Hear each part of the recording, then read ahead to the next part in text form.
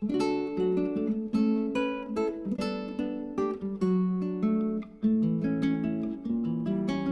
Morning students. आज हम लोग पढ़ेंगे संचयन का दूसरा पार्ट, स्मृति। इसके लेखक हैं श्री राम शर्मा जी। और पाठ पढ़ने से पहले हम आपको इसकी समरी बताएंगे। तो हुआ यूं कि लेखक जब छोटे थे तो ग्रामीण परिवेश से संबंधित थे। ये लोग जब स्कूल जाते थे तो रास्ते में कुछ ऐसा इलाका, शांत इलाका पड़ता था, पेड़ पौधे बहुत पड़ते थे और एक कुआं पड़ता था। तो ये अक्सर ये लोग पूरी वानर टोली, जिसको कहते हैं धमा चौकड़ी मचाने वाली, कई बच्चों का समूह एक साथ स्कूल जाया करता था। स्कूल थोड़ी दूरी पर था। तो लेखक जब जाते थे तो ये लोग फल तोड़ते हुए जाते थे। इनके हाथ में डंडे होते थे, सुरक्षा के लिए भी होते थे कि कोई जंगली जानवर मिले, कुछ मिले तो ये डंडा इनके हाथ में हमेशा रहता था। तो जब ये रास्ते में जाते थे, पेड़ तोड़ते हुए जाते थे और रास्ते में कुआं पड़ता था। तो लेखक ने क्या किया, एक दिन मनोरंजन के लिए, पूरे मनोरंजन के साथ जाती थी वानर टोली और हंसते खेलते लोग वापस आते थे। एक दिन क्या हुआ कि रास्ते में जब कुआं पड़ा तो कुएं में यदि आप ऐसी जगह पर अपनी कोई आवाज निकालते हैं कुएं के अंदर करके, तो उसकी प्रतिध्वनि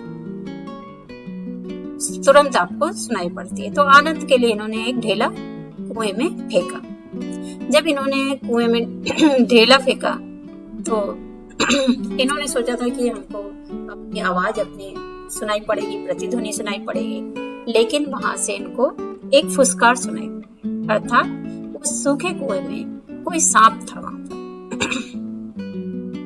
अब इनको बहुत मजा आया, जैसा कि शैतान बच्चे होते हैं। तो ये लोग प्रायः क्या करने लगे कि उसकी सांप की फुसकार सुनने के लिए प्रायः ढेला फेंकने लगे उसमें। जैसे ही ढेला फेंकते वैसे इनको सांप की फुसकार सुनाई पड़ती। जब एक दिन ये शाम के समय, शाम ही होने वाली थी लगभग, तो ये झरबेरी के पेड़ तोड़ रहे थे ये थे और इनका भाई था साथ में। तभी एक व्यक्ति इनको बुलाने के लिए आया कि घर में बड़े भाई बुला रहे। पहले का माहौल परिवारों का अलग हुआ करता था। लोग अपने बड़े भाइयों की बहुत रिस्पेक्ट करते थे, उनसे डरते थे, उनका सम्मान करते थे। तो जैसे ही इन्होंने सुना कि भाई बुला रहे हैं, घर से संदेशा आया है, तो डर के कारण इनकी हालत खराब होने लगी। ये थे और इनके भाई थे। इन्होंने सोचा कि आज तो घर में पिटाई होगी जाकर। मानसिक रूप से ही तैयार हो गए। लेकिन जब ये घर पहुंचे तो इन्होंने क्या देखा कि इनका भाई जो है वो चिट्ठियां लिखकर तैयार कर रहे हैं। जब इन्होंने देखा कि भाई चिट्ठियां लिख रहे हैं तो इनको थोड़ा सा संतोष हुआ कि कोई ऐसी डरने की बात नहीं। तो भाई ने इनको चिट्ठियां दी। चिट्ठियां रखने के लिए इनके पास कोई पॉकेट, कोई जेब नहीं थी कुर्ते में। कुर्ता पहने थे ये और ये धोती लपेट लेते थे। और माँ ने कुछ चने इनको भुनाने के लिए दे दिए। तो ये निकल पड़े। इनके साथ बबूल का डंडा था। डंडा इनको बहुत प्रिय था क्योंकि उम्र इनकी बहुत ज्यादा नहीं थी, 11 वर्ष के आसपास थी और छोटे भाई की और कम थी। तो उस डंडे से ये कई बार सांप को मार चुके थे और कुछ ना कुछ उससे काम लेते रहते थे। डंडा इनके लिए किसी बंदूक से कम नहीं था। तो जब ये पहुंचे कुएं के पास तो स्वाभाविक रूप इन्होंने चिट्ठियां कहाँ रख ली, अपने सर में जो टोपी पहने थे उसके अंदर रख ली। स्वाभाविक रूप से जैसे ही ये कुएं के पास से निकले, इनका जो बाल मनोविज्ञान है, इनका मन चंचल हो गया। तो ये फिर से सांप की फुसकार सुनने के लिए इनका मन करने लगा। और इन्होंने जैसे ही सर पे अपनी टोपी उतारी और तीनों जो चिट्ठियां थी इनके हाथ पे, इनकी टोपी के अंदर की, वो घूमते हुए कहाँ पहुंच गई, कुएं के अंदर गिर गई जाके। अब इनको काटो तो फूट नहीं, अर्थात ये बहुत भयभीत हो गए, डर गए। अरे अब क्या होगा। अब दोनों भाई डर गए कि अब तो बहुत मार पड़ेगी, क्योंकि उस समय चालाकी बच्चों को नहीं आती थी, झूठ बोलना बच्चों को नहीं आता था। तो डर गए कि अगर हम बताते हैं तो भी मार खाएंगे, और नहीं बताते हैं तो ऐसा हो नहीं सकता। अब दोनों ने क्या प्लानिंग की, छोटे छोटे तो बच्चे, 11 साल का बच्चा कितना बड़ा, कितनी उसकी सोच हो सकती है। और एक कहावत है कि जब हमें डर नहीं होता किसी चीज का तो हम बड़े से बड़ा खतरा मोल ले लेते हैं। तो इन्होंने क्या किया कि जो धोती ये पहने हुए थे, दोनों भाइयों ने अपनी अपनी धोतियां उतारी। कुआं था, कुएं में आप देखते होंगे कि जब बाल्टी डाली जाती है तो उसमें एक गोल सा पहिया लगा रहता है। तो दोनों भाइयों ने अपनी धोतियां उतारी, एक धोती में चना बंधा था, उसको निकाला और उसको सब में गांठ लगा करके बड़ा भाई कुएं में नीचे उतरा। जब नीचे उतरा तो उसने सोचा था कि मैं तो कई बार डंडे से सांप को मार चुका हूँ, नीचे उतरूंगा, सांप को मारूंगा, चिट्ठियां उठाऊंगा और बाहर आ जाऊंगा। लेकिन सांप भी कम नहीं था।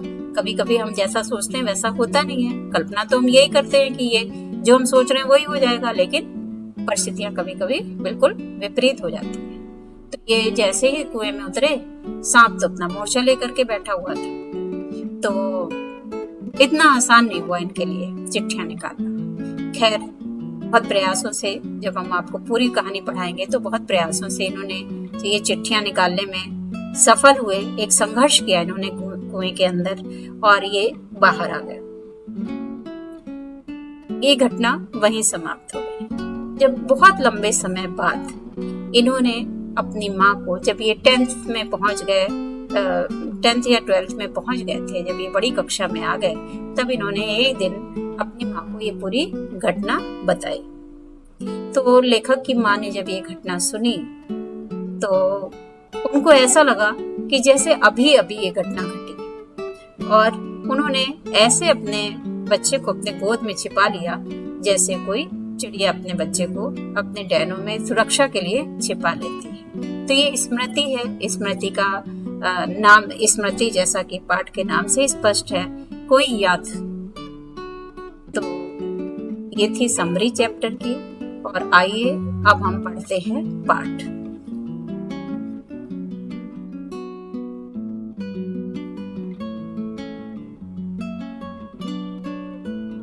देखिए, 1908 ईस्वी की बात है। तो कहानी क्या है? स्मृति, लेखक है श्री राम शर्मा। सन 1908 ईस्वी की बात है। दिसंबर का आखिर या जनवरी का प्रारंभ हो। चिल्ला जाड़ा पड़ रहा था, बहुत भयंकर जाड़ा पड़ रहा था, जैसा कि दिसंबर में पड़ता है। जनवरी में 2 ही 3 महीने तो विशेष होते हैं जाड़े के, ठंडक के। 2-4 दिन पूर्व कुछ बूंदाबांदी हो गई थी, इसलिए शीत की भयंकरता और बढ़ गई थी, ठंडक और ज्यादा बढ़ गई थी। सायकाल के 3:30 या 4 बजे होंगे। कई साथियों के साथ मैं झरबेरी के पेड़ तोड़ तोड़ कर खा रहा था। 3-4 बजे गांव के पास से एक आदमी ने जोर से पुकारा कि तुम्हारे भाई बुला रहे हैं, शीघ्र ही घर आ जाओ। मैं घर को जाने लगा। साथ में कौन था? छोटा भाई था। भाई साहब की मार का डर था, इसलिए सहमा से हुआ चला जाता था। समझ में नहीं आता था कि कौन सा कसूर बन पड़ा। उनको समझ में नहीं आ रहा था कि ऐसे मुझसे कौन सा अपराध हो गया। देखने में तो कुछ नहीं लग रहा है, लेकिन ऐसा मुझसे कौन सा अपराध हो गया कि अब तो पिटाई होनी है। डरते डरते घर में घुसे। आशंका थी, डर था कि बेर खाने के अपराध में तो पेशी नहीं हो रही कि मैं बेर खा रहा तो इसीलिए पिटाई होने लगेगी। पर आंगन में भाई साहब को पत्र लिखते पाया। अब पिटने का भय दूर हो गया। जो उनको था कि हमें पिटाई होगी, वो डर दूर हो गया। हमें देखकर भाई साहब ने कहा, इन पत्रों को ले जाकर मक्खनपुर डाकखाने में डालो। तेजी से जाना, जिससे शाम की डाक में चिट्ठियां निकल जाएं। आखिरी डाक लगभग 4 बजे निकलती है। ये बड़ा जरूरी है, बहुत जरूरी चिट्ठियां हैं, इसलिए तुम इसको ले जाओ और ऐसे जल्दी से जाना, तेजी से जाना, ताकि शाम की डाक से चिट्ठियां निकल जाएं। जाड़े के दिन थे, इस पर हवा के प्रकोप से कपकपी लग रही थी, ठंडक भी लग रही थी। शाम को हो ही रही थी। हवा मज्जा तक, हड्डी के भीतर तक ठिठुरा रही थी, अर्थात पूरा शरीर इनका कांप रहा था। इसलिए इन्होंने कानों को धोती से बांध लिया। माँ ने बुझाने के लिए थोड़े से चने दिए थे, वो भी इन्होंने एक धोती में बांध लिए। अब दोनों भाई अपना अपना डंडा लेकर घर से निकल पड़े। उस समय बबूल के डंडे से जितना मुंह था उतना इस उम्र में राइफल से नहीं।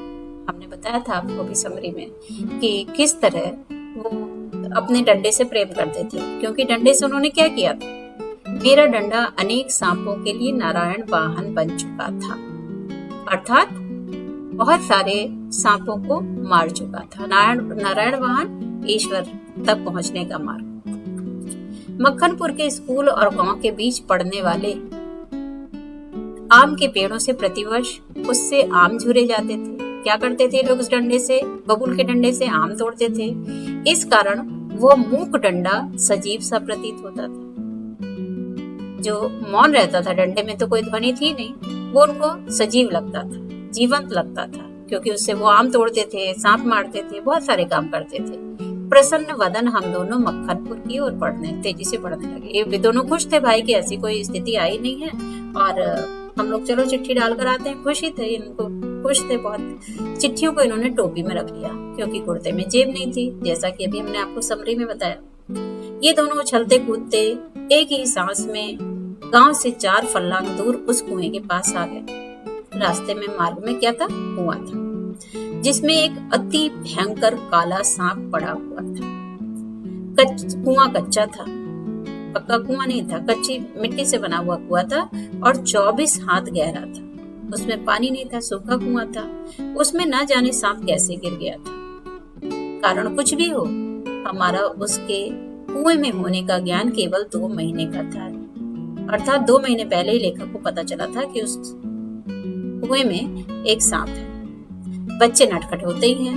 मक्खनपुर पढ़ने जाने वाली हमारी पूरी बानर टोली थी, अर्थात बहुत नटखट, बहुत शैतान बच्चे थे इनकी टोली में। एक दिन ये लोग स्कूल से घर लौट रहे थे, तो उनको कुएं में उचकने की सूझी। ऐसे ही शरारत, सबसे पहले उचकने वाले कौन थे, लेखक थे। उसके इन्होंने क्या किया, सबसे पहले ये उचके तो कुएं में झांककर एक ढेला फेंका कि इसकी आवाज कैसी होती है, कि कैसे आवाज आती है इसकी। उसके सुनने के बाद अपनी बोली की प्रतिध्वनि सुनने की इच्छा थी कि मैं कुछ चिल्लाऊंगा, उसमें से फिर से वही आवाज वापस लौट कर आएगी। पर कुएं में ज्यों ही ढेला फेंका, ऐसे ही क्या हुआ, त्यों ही एक फुसकार सुनाई पड़ी। कुएं के किनारे खड़े हुए सारे बच्चे पहले तो उस फुसकार से ऐसे चकित हो गए, आश्चर्यचकित हो गए, जैसे किलोले करता हुआ मृग समूह, खेलता कूदता मृग समूह, हिरण का समूह समीप के कुत्ते की भौंक से चकित हो जाता है कि कहीं से कुत्ते की भौंकने की आवाज हो रही है, वो चकित हो जाते हैं। इसके उपरांत सभी ने उछल उछल कर एक एक ढेला फेंका। मजा आ गया उन लोगों को। जब ये लोग सांप ने फुसकारना शुरू किया, पहले एक ने ढेला फेंका, फिर दूसरे ने, फिर जितने बच्चे थे सबने एक एक ढेला फेंका। और कुएं से जो आवाज आ रही थी उसकी, गुस्से की, सांप के फुसकार की, उसको सुन करके खूब तेज तेज से हंसे। तो ये है कहानी का फर्स्ट पार्ट। कहानी का सेकंड पार्ट नेक्स्ट वीडियो में।